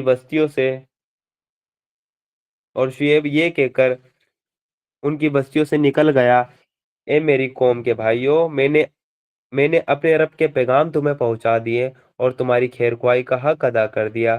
اب میں اس قوم پر کیسے افسوس کروں جو حق کو قبول کرنے سے انکار کرتی ہے۔ آیت نمبر 54 سے اللہ تعالیٰ بتائیں گے، آفت جو آتی ہے انسان پہ، وہ انسان کو جھنجھوڑنے کے لیے ہی اس پر آفت آتی ہے۔ اللہ تعالیٰ نے کہا، وہ کبھی ایسا نہیں ہوا کہ ہم نے کسی بستی میں نبی بھیجا ہو اور اس بستی کے لوگوں کو پہلے تنگی اور سختی میں نہ ڈالا ہو، اس خیال سے کہ شاید وہ عاجزی پر اتر آئیں۔ یعنی اس لیے بھیجے جاتے ہیں سختی، تاکہ رسول کے بھیجنے سے پہلے آزمائش بھیجی جاتی ہے تاکہ وہ عاجزی پہ وہ اتر آئیں، یعنی ان کے دل سافٹ ہو جائیں، اس لیے اللہ تعالیٰ یہ بھیجتا ہے۔ پھر ہم نے ان کی بدحالی کو وہ خوشحالی میں بدل دیا، یہاں تک کہ وہ خوب پھلے پھولے اور کہنے لگے کہ ہمارے بزرگوں پر بھی اچھے اور برے دن ہی آتے رہے، آخرکار ہم نے انہیں اچانک پکڑ لیا اور انہیں خبر تک نہ ہوئی۔ یعنی وہ کہنا اچھے اور برے دن تو آتے رہتے، ہمارے جو بزرگ تھے ان پر بھی آئے تھے۔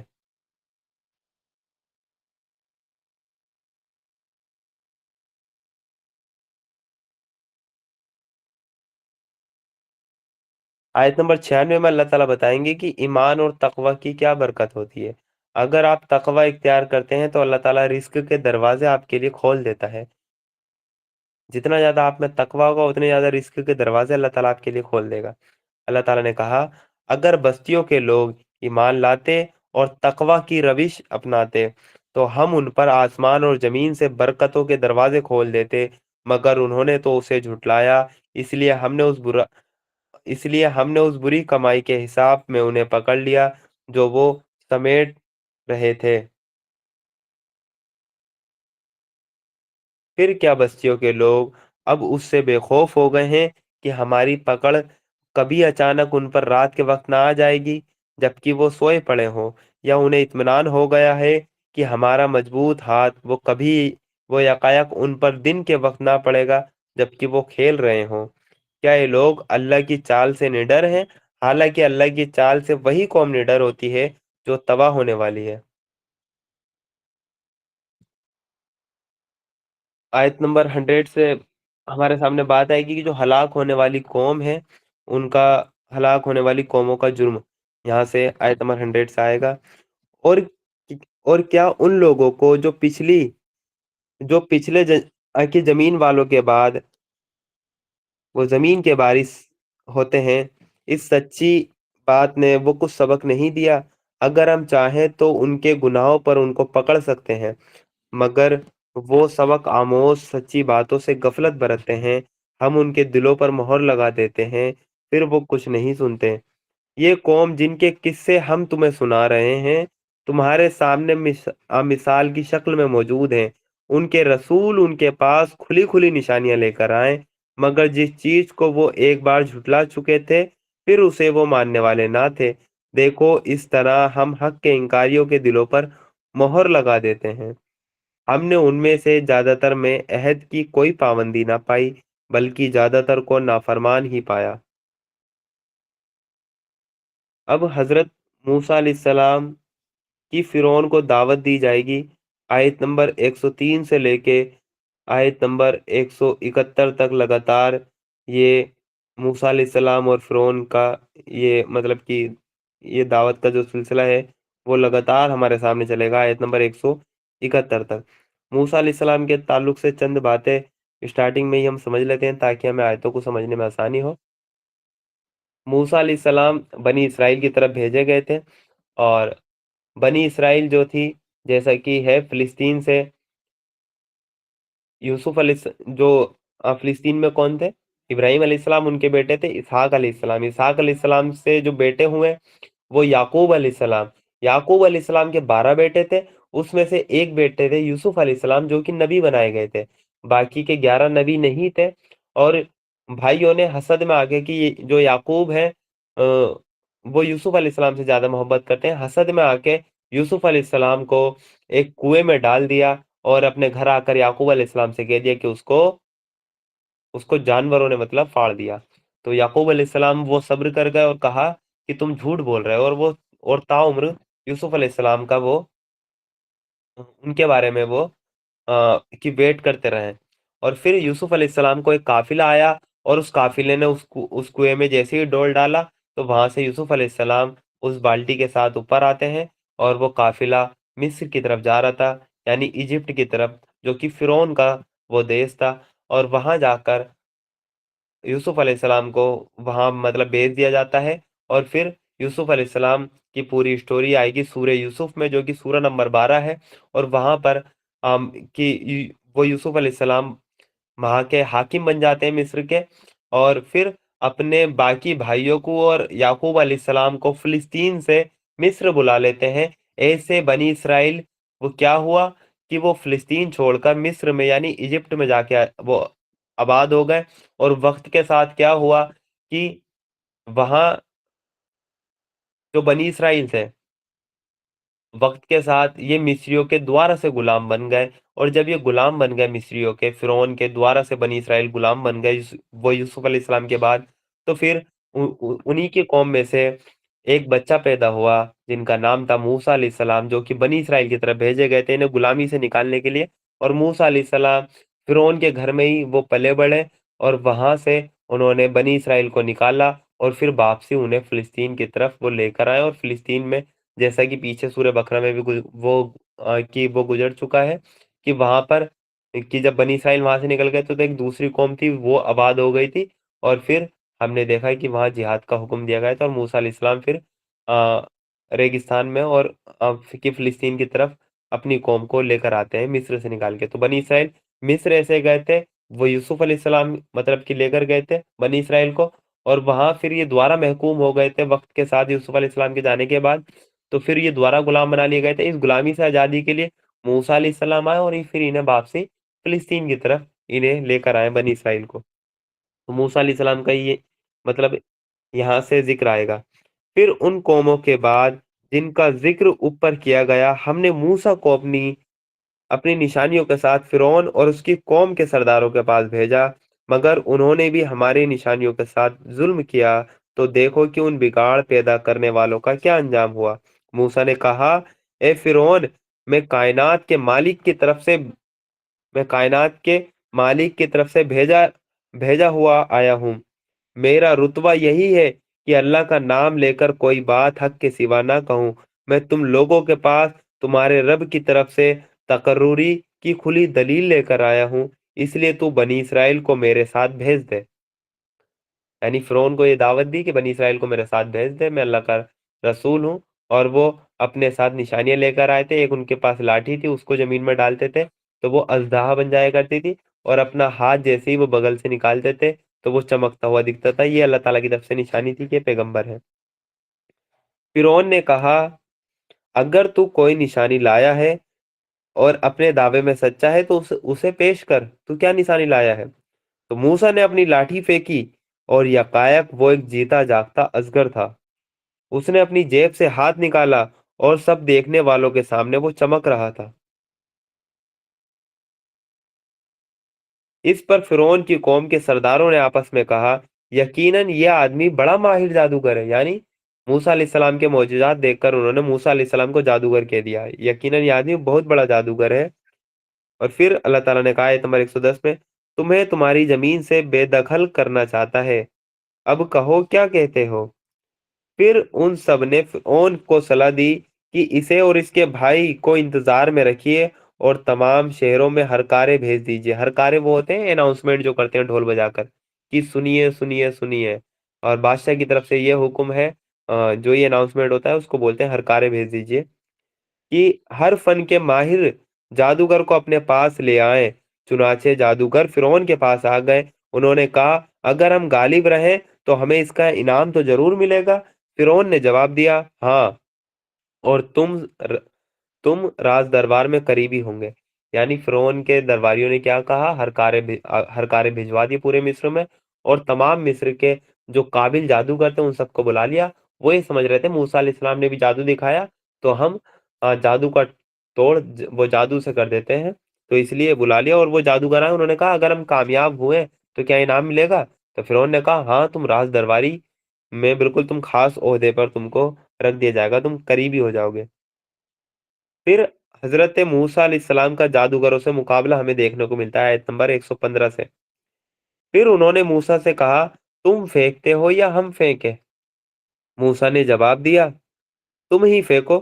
انہوں نے جو اپنے انچھر پھینکے تو نگاہوں پر جادو اور دلوں میں ڈر پیدا کر دیا، اور بڑا ہی زبردست جادو بنا لائے تھے۔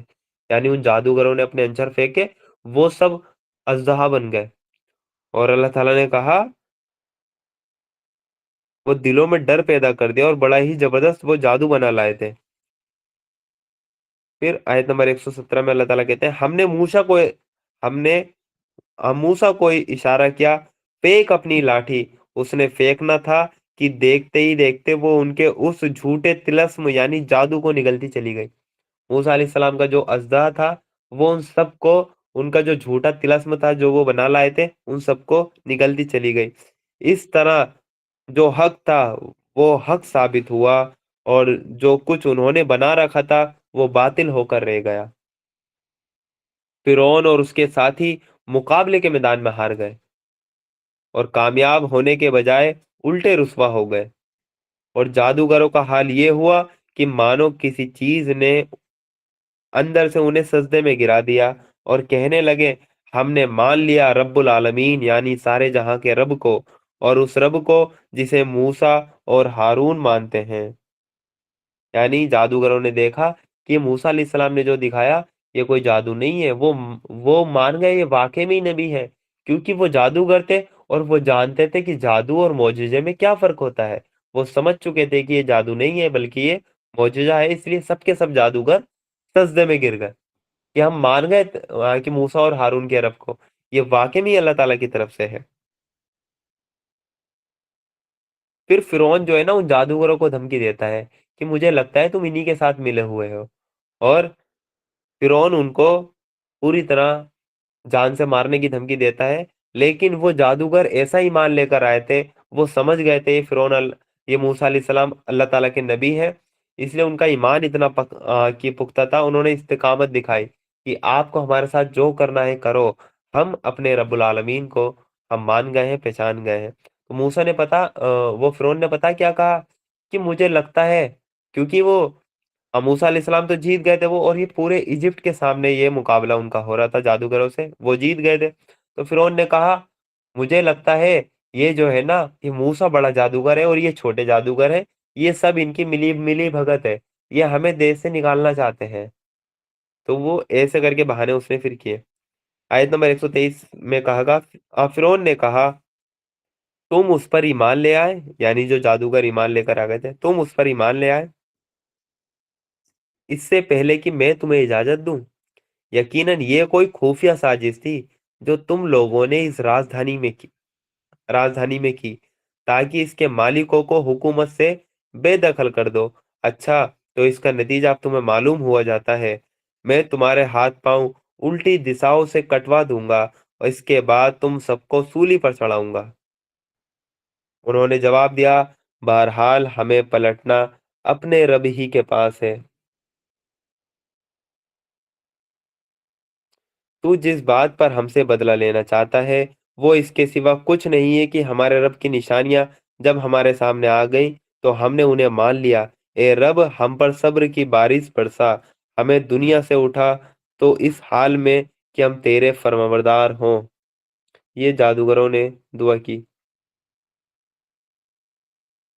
फिरौन ने उसकी कौम के सरदारों फिरौन से उसकी कौम के सरदारों ने कहा, क्या तू मूसा और उसकी कौम को यूं ही छोड़ देगा कि देश में बिगाड़ फैलाएं और वो तेरी और तेरे माबूदों की बंदगी छोड़ें?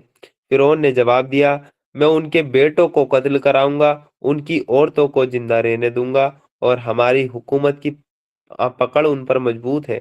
यानी उनको हमने गुलाम बना रखा है। हम उनके बेटों को तो जिंदा रखेंगे और औरतों को कि बेटों को वो कत्ल कर देंगे और औरतों को जिंदा रहने देंगे।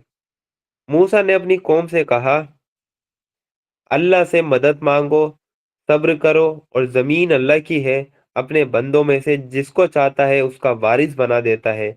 आखिरी आखिरी कामयाबी उन्हीं के लिए है जो उससे डरते हुए काम करें। उसकी को, उसकी कौम के लोगों ने कहा, तेरे आने से पहले भी हम सताए जाते थे, अब तेरे आने पर भी सताए जा रहे हैं। उसने जवाब दिया, वो करीब है वो वक्त कि तुम्हारा रब तुम्हारे दुश्मन को हलाक कर दे और तुमको जमीन में खलीफा बनाए, फिर देखे कि तुम कैसे अमल करते हो। यहाँ पर वो बता दिया गया, बनी इसराइल ये कह रही थी कि मूसा अलैहिस्सलाम, तुम्हारे आने से तो कोई फर्क नहीं पड़ा, तुम्हारे आने से पहले भी हम गुलाम थे और अब भी हम गुलाम हैं। तो अल्लाह ताला मूसा अलैहिस्सलाम ने मतलब उनको कहा कि वो वक्त करीब है जब तुम्हारा दुश्मन यहाँ से हलाक हो जाए और तुमको अल्लाह ताला जमीन में खलीफा बना देगा। फिर आयत नंबर 130 में अल्लाह ताला ने कहा, हमने फिरौन के लोगों को वो कई साल तक कहत और पैदावार की कमी में डाले रखा, शायद उनको होश आए।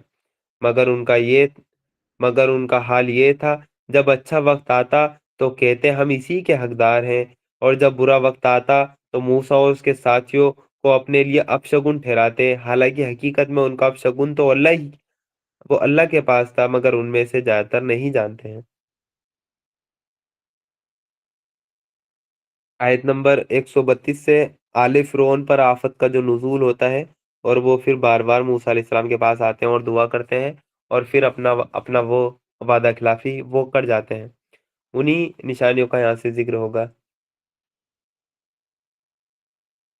उन्होंने मूसा से कहा, तू हम पर जादू चलाने के लिए भले ही कोई निशानी ले आए, हम तो तेरी बात मानने वाले नहीं हैं। आखिरकार हमने उन पर तूफान भेजा, यानी पहले उन पर वो तूफान आया फिरौन की कौम पर, फिर टिड्डी दल छोड़े, फिर सुरसराइयां फैलाई, मेंढक निकाले, खून बरसाया। ये सब निशानियां अलग अलग करके दिखाई, मगर वो सरकशी दिखाते चले गए और बड़े ही मुजरिम लोग थे। यानी जब उन पे आफत आती थी, कोई अजाब आता था, तो मूसा अलैहिस्सलाम के पास आते थे, अल्लाह ताला से दुआ करिए ये अजाब को टालिए और हम ईमान ले आएंगे। लेकिन जब वो अजाब वो टल जाया करता था, वो ईमान नहीं लाते थे। फिर आयत नंबर 134 में अल्लाह ताला ने कहा, जब कभी उन पर आफत आ पड़ती तो कहते, ए मूसा, तुझे अपने रब की तरफ से जो मनसब हासिल है उसकी बिना पर हमारे लिए दुआ कर।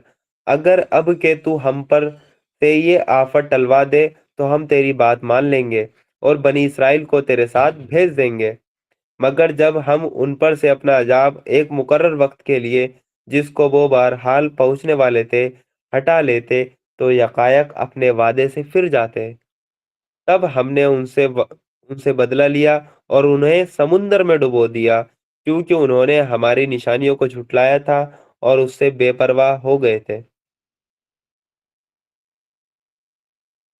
और उनकी जगह हमने उन लोगों को जो कमजोर बनाकर रखे गए थे, यानी बनी इसराइल, उस सरजमीन के पूरब व पश्चिम का वारिस बना दिया। जिसे हमने बरकतों से मालामाल किया था।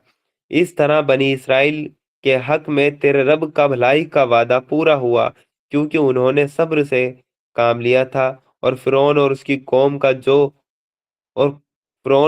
कौम का वो सब कुछ बर्बाद कर दिया जो वो बनाते और चढ़ाते थे। बनी इसराइल को हमने समुंदर से गुजार दिया, फिर वो चले और रास्ते में एक ऐसी कौम पर वो गुजर हुआ। यानी बनी इसराइल को फिरौन के चंगुल से छुड़ाकर मूसा अलैहिस्सलाम समुंदर से, जो समुंदर के दो टुकड़े होते हैं, और बनी इसराइल निकल जाती है, और फिरौन जब उस उनके उनका पीछा करता हुआ आता है, और समुंदर वापसी मिल जाता है, और फिरौन और उसकी कौम पूरी तरह हलाक हो जाती है, और बनी इसराइल समुंदर पार करके इजिप्ट को छोड़ देते हैं, यानी मिस्र को छोड़ देते हैं, और फिलिस्तीन की तरफ वो चलने लगते हैं। तो अब जो कि बनी इसराइल की जो सरकसी थी, कि वो एक ऐसे खुदा की डिमांड कर रहे थे जिसको वो देख सकते हैं, और उसी चीज के बारे में आयत नंबर 138 से यहाँ पर आएगा। बनी इसराइल को हमने समुंदर से गुजार दिया, फिर वो चले, और रास्ते में एक ऐसी कौम पर उनका गुजर हुआ जो अपने पीछे बुतों की गिरविदा बनी हुई थी। कहने लगे, मूसा, हमारे लिए भी कोई ऐसा माबूद बना दे जैसे इन लोगों के माबूद है। मूसा ने कहा, तुम लोग बड़ी नासमझी की बात करते हो। ये लोग जिस तरीके की पैरवी कर रहे हैं वो तो बर्बाद होने वाला है, और जो अमल वो कर रहे हैं वो सरासर बातिल है। फिर मूसा ने कहा, क्या मैं अल्लाह के सिवा कोई और माबूद तुम्हारे लिए तलाश करूं? हालांकि वो अल्लाह ही है जिसने तुम्हें दुनिया भर की कौमों पर बढ़ाई दी।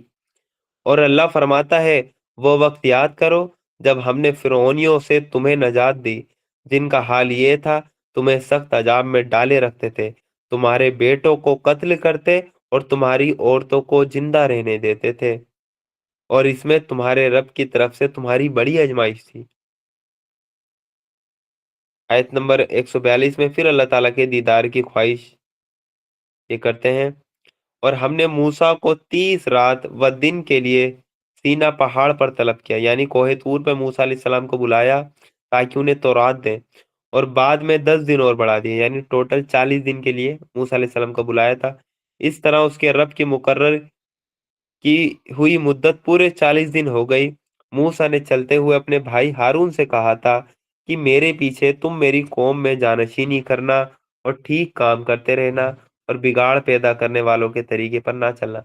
यानी मूसा अलैहिस्सलाम जब बनी इसराइल को छोड़कर कोहे तूर पर गए थे अल्लाह ताला के बुलाने पर, अल्लाह ताला से तौरात लेने के लिए, तो अपने पीछे हारून अलैहिस्सलाम को बनी इसराइल की जानशीन के लिए छोड़कर वो गए थे। फिर आयत नंबर 143 में कहा, जब वो हमारे मुकर्रर किए हुए वक्त पर पहुंचा और उसके रब ने उससे बात की, तो उसने दुआ की कि ये रब, मुझे देखने की ताकत दे कि मैं तुझे देखूं। यानी मूसा अलैहिस्सलाम ने ख्वाहिश वो जाहिर की कि मुझे, ए रब, तुझे देखना है। फरमाया, तू मुझे नहीं देख सकता, हाँ जरा सामने के पहाड़ की तरफ देख, अगर वो अपनी जगह कायम रह जाए तो जरूर तू मुझे देख सकेगा। चुनाचे जब उसके रब ने पहाड़ पर तजल्ली की तो उसे चकनाचूर कर दिया, और मूसा वो गश खाकर गिर पड़ा। जब होश आया तो बोला, पाक है तेरी जात, मैं तेरे सामने तौबा करता हूँ, और सबसे पहले ईमान लाने वाला मैं हूँ। यानी मूसा अलैहिस्सलाम ने देखने की ख्वाहिश की, अल्लाह ताला ने कहा सामने पहाड़ पे देख, और अगर तू उसको देख पाया तो तू मुझे देख लेगा। अल्लाह ताला ने सिर्फ अपनी एक तजल्ली उस पहाड़ पर डाली, और मूसा अलैहिस्सलाम बेहोश होकर गिर गए, और फिर उठकर उन्होंने अल्लाह ताला से तौबा कर ली थी। फरमाया, आयत नंबर 144 में, अब फरमाया, ए मूसा, मैंने तमाम लोगों पर तरजीह देकर तुझे चुना कि मेरी पैगंबरी करे और मुझसे हम कलाम हो, यानी बातचीत करे, तो जो कुछ मैं तुझे दूं उसे ले और शुक्र अदा कर। इसके बाद हमने मूसा को जिंदगी के हर शोबे के बारे में नसीहत और हर पहलू के बारे में वाज़ेह तख्तियों पर लिख कर दे दी। यानी जिंदगी के हर शोबे के बारे में नसीहत दे दी गई कि ऐसे तुम्हें चलना है, जैसे कि हमें दे दी गई। जिंदगी के हर शोबे के बारे में नसीहत हमारे पास क्या कुरान में मौजूद नहीं है? हर डिपार्टमेंट में हमें क्या कैसा करना है, सब कुछ हमारे सामने मौजूद है। ऐसे ही तौरात में मूसा अलैहिस्सलाम को दे दी गई, और उससे कहा, इन हिदायतों को मजबूत हाथों से संभाल और अपनी कौम को हुक्म दे کہ इनके बेहतर मफहूम की पैरवी करे। बहुत जल्द मैं तुम्हें नाफरमानों के घर दिखाऊंगा।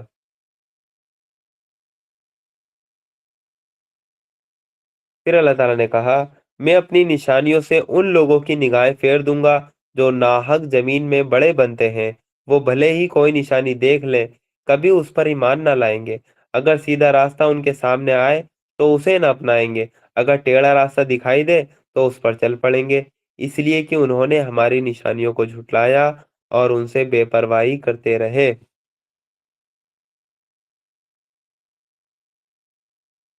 हमारी निशानियों को वो जिस वो किसी ने झुटलाया और आखिरत की पेशी का इनकार किया, उसके सारे अमाल अकारत हो गए। क्या ये लोग इसके सिवा कुछ और बदला पा सकते हैं कि जैसा करें वैसा भरें? फिर बछड़े की परस्तिश मूसा अलैहिस्सलाम के पीछे बनी इसराइल ने वो की थी, उसी का जिक्र आगे आएगा, क्योंकि मूसा अलैहिस्सलाम 40 दिन के लिए तौरात लेने के लिए गए थे। पीछे हारून अलैहिस्सलाम थे जो उनकी जानशीनी कर रहे थे, और उनका एक एक जादूगर था जिसका नाम था सामरी। उसने क्या करा, बनी इसराइल से गहने लिए और उसको पिघलाया और उससे एक बछड़ा बना दिया, और उस बछड़े में जिब्रील अलैहिस्सलाम की जो पाँव की मिट्टी थी वो उसने सामरी जादूगर ने देख ली थी। वो मिट्टी ली, वो बछड़े के अंदर डाली, जिससे बछड़े के अंदर से आवाज आने लगी, और उस आवाज के थ्रू वो सामरी जादूगर ने बनी इसराइल से कह दिया, ये है तुम्हारा खुदा। और सब उसकी इबादत करने लगे। फिर उस बछड़े को वो पूजने लगे, उसको माबूद बनाने लगे, और हारून अलैहिस्सलाम ने उनको बहुत रोका, लेकिन वो हारून अलैहिस्सलाम की उन्होंने ना सुनी। और जब मूसा अलैहिस्सलाम अपनी कौम की तरफ पलटे तो उन्होंने देखा कि उनकी कौम बछड़े को माबूद बना बैठी। तो उन्होंने अपने भाई हारून अलैहिस्सलाम का गिरबान पकड़ लिया कि हारून, कैसी तूने इसकी जानशीनी की, वो कौम की। तो हारून अलैहिस्सलाम कहते हैं कि मैंने इनसे ऐसा नहीं कहा था, मैंने रोकने की कोशिश की थी, लेकिन अ, मेरे इख्तियार में फिर कुछ नहीं बचा था, ये लोग इसी की इबादत करने लगे थे। तो वही जिक्र अब आगे से आएगा। मूसा के पीछे उसकी कौम के लोगों ने अपने गहनों से एक बछड़े का पुतला बनाया जिसमें से बेल की सी आवाज निकलती थी। क्या उन्हें नजर ना आता था कि वो ना उनसे बोलता है, ना किसी मामले में उनकी रहनुमाई करता है? मगर फिर भी उन्होंने उसे माबूद बना लिया, और वो बड़े जालिम थे। फिर जब उनका धोखा फिर जब उनके धोखा खाने का तिलस्म टूट गया और उन्होंने देख लिया कि हकीकत में वो गुमराह हो गए हैं, तो कहने लगे, अगर हमारे रब ने हम पर रहम न किया और हमें माफ न किया तो हम बर्बाद हो जाएंगे। उधर से मूसा गुस्से और रंज में भरा हुआ अपनी कौम की तरफ पलटा। आते ही उसने कहा, बहुत बुरी जानशीनी की तुम लोगों ने मेरे बाद। क्या तुमसे इतना सब्र ना हो सका कि अपने रब के हुक्म का इंतजार कर लेते? और तख्तियां फेंक दी, यानी जो तौरात की तख्तियां थी मूसा अलैहिस्सलाम के पास, वो गुस्से में उन्होंने फेंक दी, और अपने भाई हारून के सर के बाल पकड़कर उसे खींचा। हारून ने कहा, ए मेरी माँ के बेटे, इन लोगों ने मुझे दबा लिया और करीब था कि मुझे मार डालते। तो तू दुश्मनों को मुझ पर हंसने का मौका ना दे और इस जालिम के साथ मुझे शामिल ना कर। तब मूसा ने कहा, ए रब, मुझे और मेरे भाई को माफ कर, हमें अपनी रहमत में दाखिल कर, तू सबसे बढ़कर रहम करने वाला है। जवाब में कहा गया कि जिन लोगों ने बछड़े को माबूद बनाया वो जरूर ही अपने रब के गजब के शिकार होकर रहेंगे और दुनिया की जिंदगी में रुसवा होंगे। झूठ गढ़ने वालों को हम ऐसी ही सजा देते हैं। और जो लोग बुरे अमल करें, फिर तौबा कर लें, फिर ईमान ले आए, तो यकीनन इस तौबा और ईमान के बाद तेरा रब माफ करने वाला और रहम करने वाला है। फिर जब मूसा का गुस्सा ठंडा हुआ तो उसने वो तख्तियां उठा ली जिनके लेख में हिदायत और रहमत थी उन लोगों के लिए जो अपने रब से डरते हैं, यानी तौरात में। और उसने अपनी कौम के 70 आदमियों को चुना, यानी मूसा अलैहिस्सलाम ने 70 आदमियों को चुना, ताकि वो उसके साथ हमारे मुकर्रर किए हुए वक्त पर हाजिर हो। अल्लाह ताला ने बुलाया था अपनी कौम के 70 आदमियों के साथ। जब उन लोगों को एक भारी जलजले ने आ पकड़ा तो मूसा ने कहा, ए मेरे सरकार, आप चाहते तो पहले ही इनको और मुझको हलाक कर सकते थे। क्या आप उस اس قصور میں جو ہم میں سے کچھ ناسمجھوں نے کیا ہے ہم سب کو ہلاک کر دیں گے۔ یہ تو آپ کی ڈالی ہوئی ایک ازمائش تھی جس کے ذریعے آپ جسے چاہتے ہیں گمراہی میں ڈال دیتے ہیں، جسے چاہتے ہیں ہدایت دے دیتے ہیں۔ ہمارے سرپرست تو آپ ہی ہیں، تو ہمیں معاف کر دیجئے اور ہم پر رحم کیجئے۔ آپ سب سے بڑھ کر معاف کرنے والے ہیں، اور ہمارے لیے اس دنیا کی بھلائی بھی لکھ دیجئے اور آخرت کی بھلائی بھی۔ ہم آپ کی طرف پلٹ آئیں۔ جواب میں کہا گیا، سزا تو میں جسے چاہتا ہوں دیتا ہوں، مگر میری رحمت ہر چیز پر چھائی ہوئی ہے، اور اسے میں ان لوگوں کے حق میں لکھوں گا جو نافرمانی سے بچیں گے اور زکوٰۃ دیں گے اور میری آیتوں پر ایمان لائیں گے۔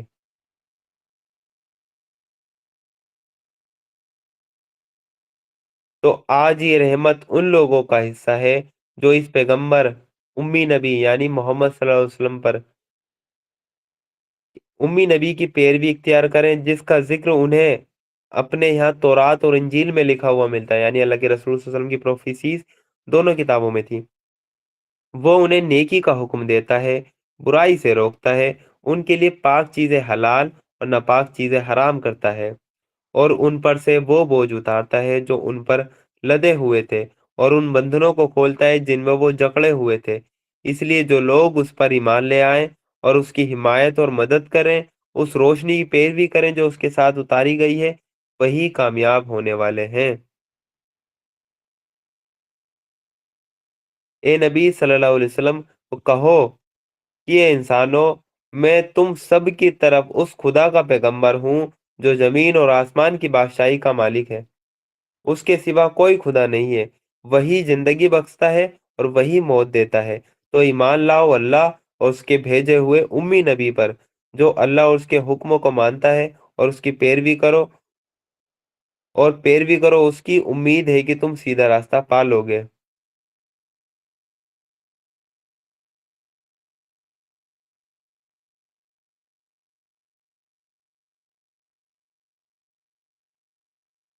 پھر اللہ تعالیٰ نے کہا، موسیٰ کی قوم میں ایک گروہ ایسا بھی تھا جو حق کے مطابق ہدایت کرتا اور حق ہی کے مطابق انصاف کرتا تھا، اور ہم نے اس قوم کو 12 گھرانوں میں بانٹ کر انہیں مستقل گروہ کی شکل دے دی، یعنی 12 قبیلے جو یعقوب علیہ السلام کے 12 بیٹے تھے، ان سے 12 قبیلے وجود میں آئے تھے، اور 12 جو گروہ کی شکل اللہ تعالیٰ نے ان کو دے دی تھی۔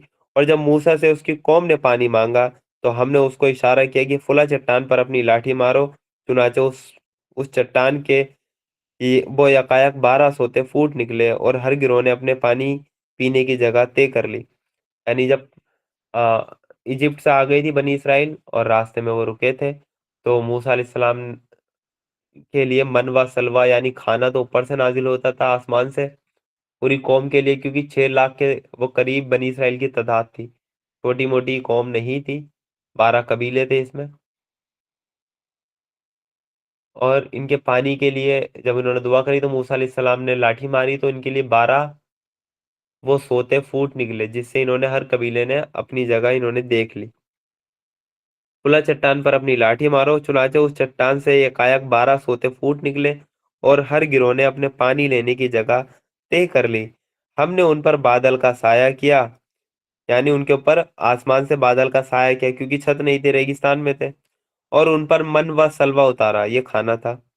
تو کھاؤ پاک چیزیں جو ہم نے تم کو دی ہیں، مگر اس کے بعد انہوں نے جو کچھ کیا تو ہم پر ظلم نہیں کیا، بلکہ آپ ہی اپنے اوپر ظلم کرتے رہے۔ اب بنی اسرائیل کی جو ناشکری ہے اللہ تعالیٰ اس کو بتائیں گے۔ یاد کرو وہ وقت جب ان سے کہا گیا، اس بستی میں جا کر بس جاؤ اور اس کی پیداوار سے اپنی مرضی کے مطابق روزی حاصل کرو، اور ہتتن ہتتن کہتے ہوئے شہر کے دروازے میں سجدہ کرتے ہوئے داخل ہو، ہم تمہاری غلطیوں کو معاف کریں گے اور نیک رویہ رکھنے والوں پر اور زیادہ مہربانی کریں گے۔ یعنی فلسطین میں داخل ہونے کا انہیں حکم دیا تھا اور کہا تھا ہتتن ہتتن کہتے ہوئے جانا ہے۔ پھر اللہ تعالیٰ نے کہا، مگر جو لوگ ان میں سے ظالم تھے انہوں نے اس بات کو جو ان سے کہی گئی تھی بدل ڈالا، اور نتیجہ یہ نکلا کہ ہم نے ان کے ظلم کے بدلے میں ان پر آسمان سے عذاب بھیج دیا۔ آیت نمبر 163 سے بنی اسرائیل کا ایک جو سبت کا قانون ہے، یعنی سنیچر کے دن انہیں مچھلی پکڑنے سے منع کیا گیا تھا، وہ سلسلہ اسٹارٹ ہوگا، تو انشاءاللہ اس کو ہم کل سے آگے کنٹینیو کریں گے۔ آیت نمبر 163 سے کل ہم کنٹینیو کریں گے۔ اللہ تعالیٰ سے دعا ہے کہ اللہ تعالیٰ ہمیں بھی ان ہدایتوں پہ عمل کرنے والا بنا دے، اور ہمیں بھی سچا توحید پرست اللہ تعالیٰ ہمیں بنا دے، اور اللہ تعالیٰ ہمیں اپنے عذاب سے محفوظ رکھے اور ہمارا جنت میں داخلہ آسان فرما دے۔ السلام علیکم ورحمۃ اللہ وبرکاتہ۔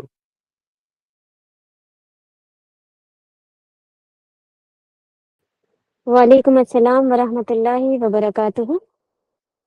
تو الحمدللہ آج کا مطالعہ بھی مکمل ہو چکا ہے، اور ہم اللہ تعالیٰ کا شکر ادا کرتے ہیں کہ اس نے ہمیں آج بھی اپنے کلام کو سننے، سمجھنے اور اس پر غور کرنے کا موقع ایک بار پھر سے عطا کیا۔